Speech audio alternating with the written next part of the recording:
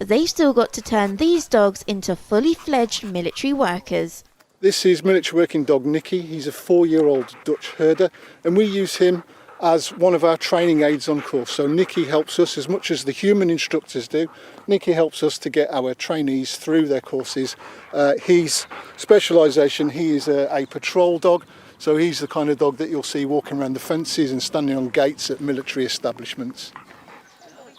Nicky is out for his morning walk, just like the many you can see in this field. And if you look closer, all of the handlers are sticking to social distancing guidelines, which is something they've been following before the lockdown began. We have to stick to the government prescribed social distancing guidelines of 2 metres between people, but our own guidelines insist that there are 5 metres in between dogs on the lead anyway, so we have no issues with, sticking to those government guidelines. With more than 100 working dogs on site, life for them hasn't changed too much, but for their handlers, they've had to stop all training on the base. In line with many other military establishments, training of people has been temporarily suspended. So we are standing ready to reactivate that training engine. What we haven't been able to do is just turn off that training for the animals. So the dogs in particular, the training in itself is mentally stimulating. It's absolutely essential for their well-being and for their mental health. So whilst we've changed the way in which we've done it, we're still having to carry out that training so that they can be maintained. So when the training pipeline does come back online, we can do it as seamlessly and painlessly as possible. Whilst the animals might not quite understand the lockdown rules, social distancing guidelines are further in place for military and civilian workers here.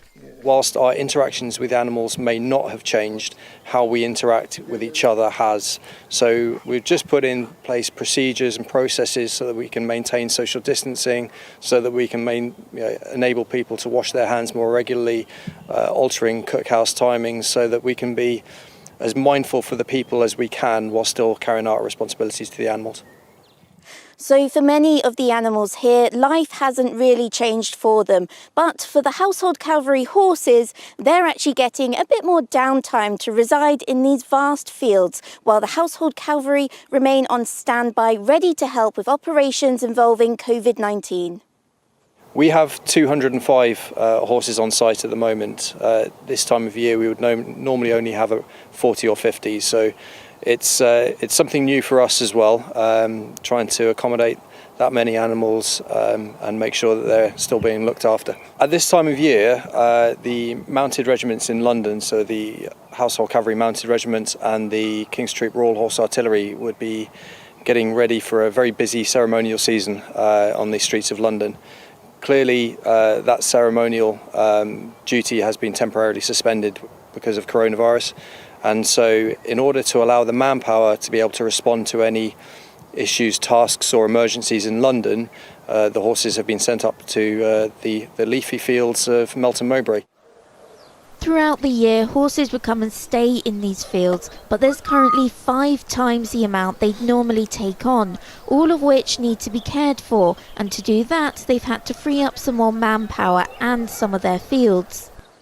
Of the 350 acres, we've got about 180 acres of purely grazing land. As you've also seen, we've also got a very busy canine training squadron, so it's a case of sometimes deconflicting the arguments between the two squadrons as to who gets priority over a particular field for exercise or training. Like anything, all good things come to an end, and for these horses, they'll be back in London once the regiments can go back to their ceremonial duties. If you enjoyed this video, don't forget to like and subscribe to our channel.